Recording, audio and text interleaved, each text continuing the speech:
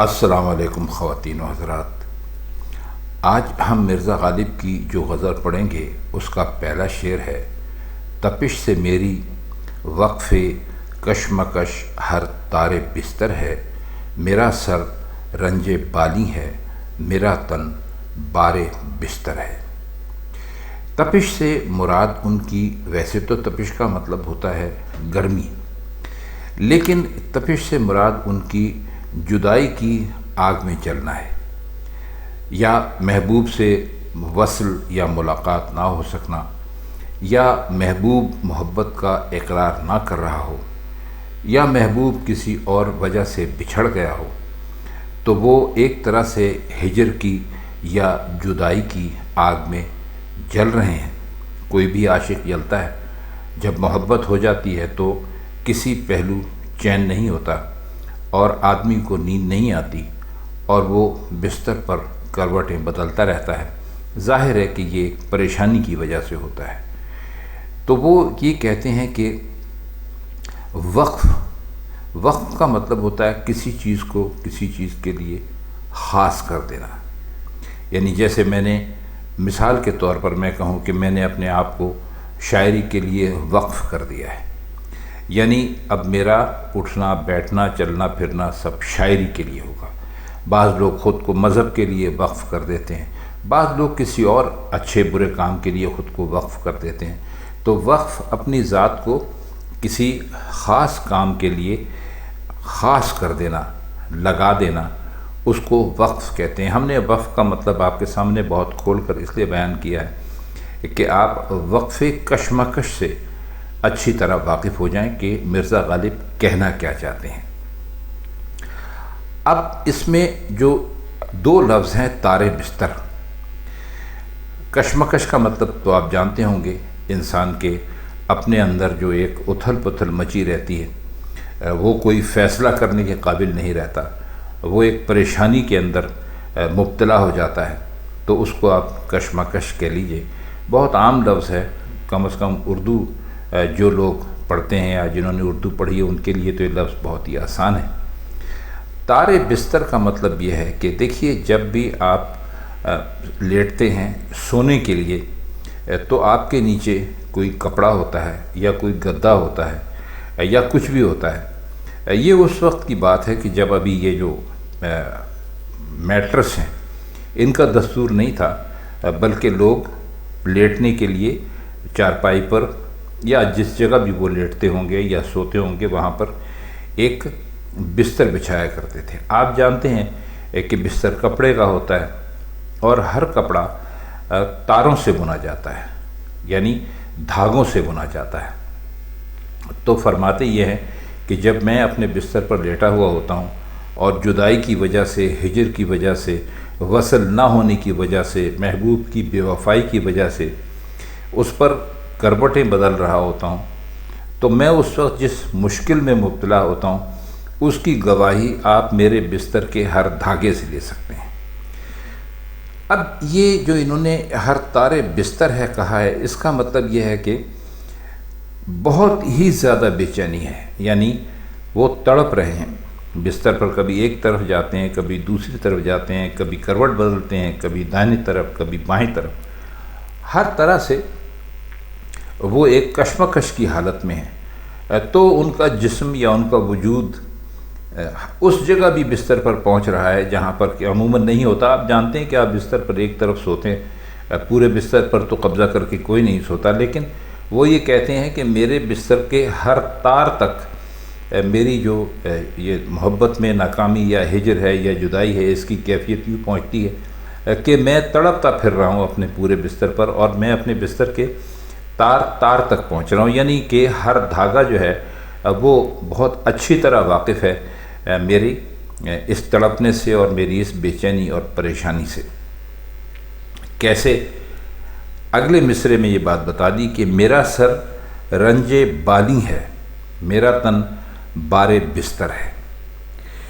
بالی کہتے ہیں اس جگہ کو جہاں پر کہ آپ اپنا سر رکھتے ہیں، یعنی جب آپ لیٹتے ہیں یا آپ سونے کی تیاری کر رہے ہوتے ہیں تو ظاہر ہے کہ آپ کے سر کے نیچے ایک تکیہ ہوتا ہے، تو آپ یوں سمجھ لیجئے کہ اسے تکیے کو بالی کہتے ہیں، یا جو چارپائی کا وہ حصہ ہوتا ہے جسے ہم لوگ سرہانہ کہتے ہیں، اس کو بالی کہا جاتا ہے۔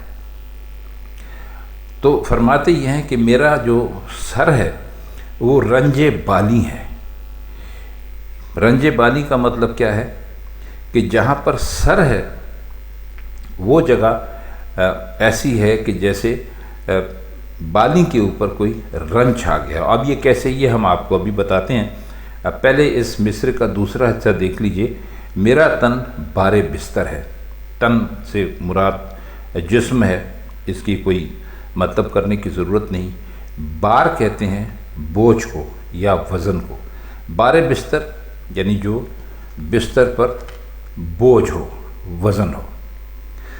تو فرماتے یہ ہیں کہ میرا جو سر ہے وہ میرے بالی کے لیے یعنی میرے تکیے کے لیے ایک رنج کی صورت اختیار کر چکا ہے۔ مطلب یہ کہ تکیے پر سر رکھتے ہیں تو تکیے کو بھی ایک، یا پلنگ کی جو سرہانہ ہوتا ہے اس کو بھی ایک غم میں اور ایک مصیبت میں مبتلا کر دیتے ہیں۔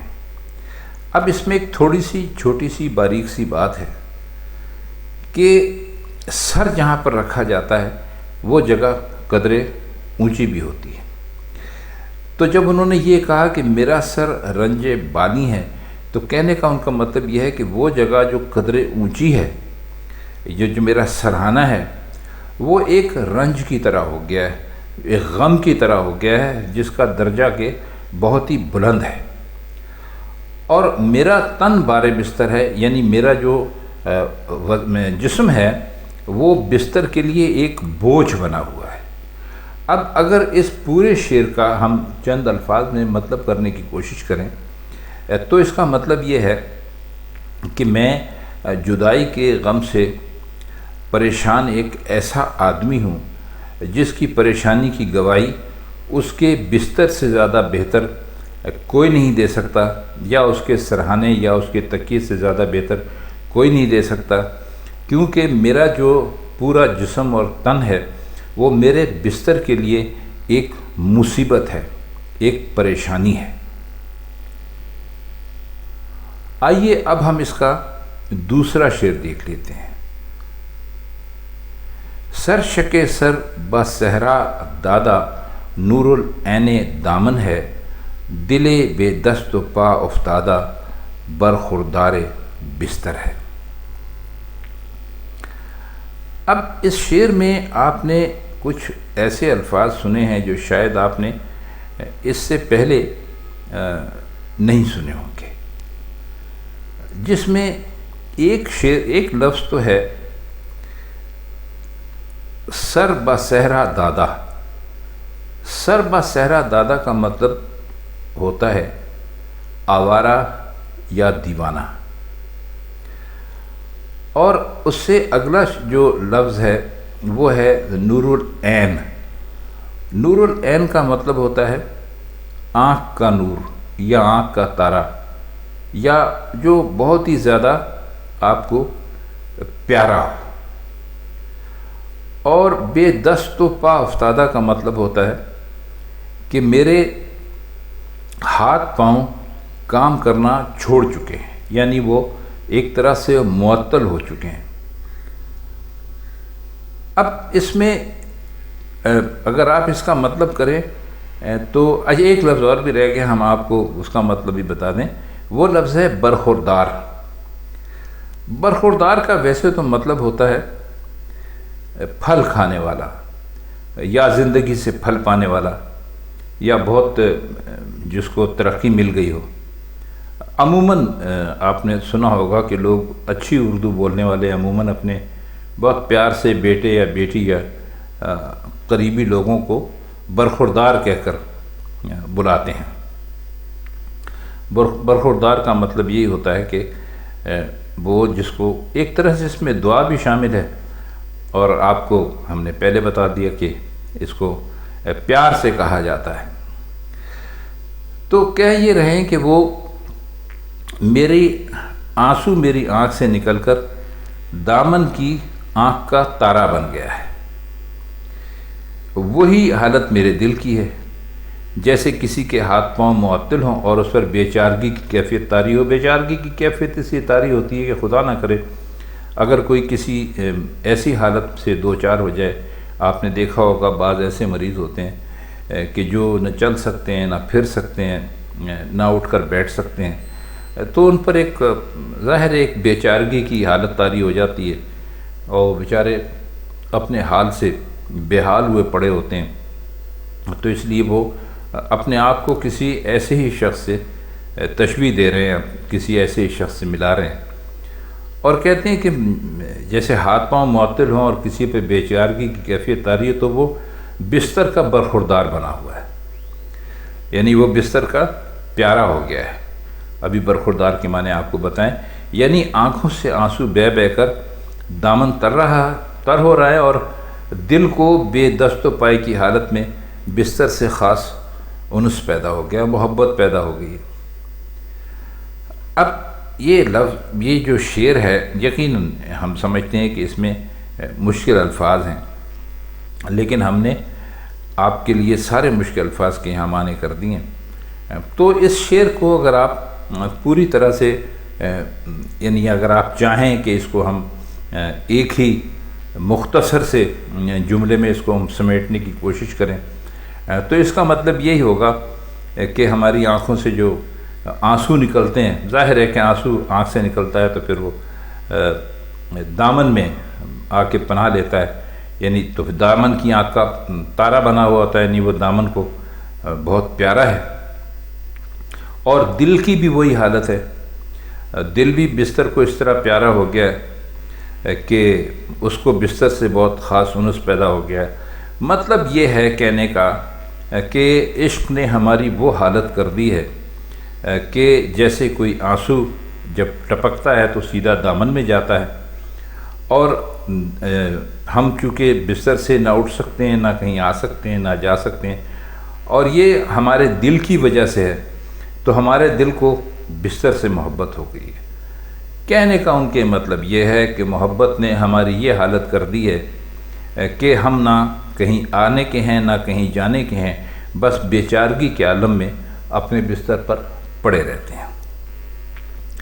خواتین و حضرات، ویسے تو ابھی اس غزل میں کئی اشعار باقی ہیں، لیکن ہمارے کچھ سننے والوں نے ہم سے کہا کہ ہم چونکہ پوری غزل کے معنی ایک مرتبہ یہ بیان کرتے ہیں، تو انہوں نے فرمایا کہ ہمیں ذرا ان کو سمجھنے میں تھوڑی سی دقت ہوتی ہے، تو یہ بہتر ہوگا کہ ہم ایک ہی شعر کو کافی تفصیل کے ساتھ، تشریح کے ساتھ بیان کریں تاکہ وہ اس کو پوری طرح سمجھ لیں، تو اس کے بعد پھر آگے بڑھیں۔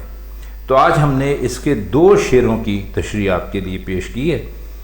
اس کے جو باقی اشعار ہیں ان کی تشریح انشاءاللہ ہم اگلی ویڈیو میں آنے والے دنوں میں آپ کی خدمت میں ضرور پیش کریں گے۔ تو امید کرتے ہیں کہ آج کے یہ 2 اشعار اچھی طرح آپ کی سمجھ میں آ جائے۔ تو اب ہمیں اجازت دیجیے، آپ سے انشاءاللہ اسی غزل کے بقیہ شعروں کے ساتھ پھر ملاقات ہوگی۔ تب تک کے لیے خدا حافظ۔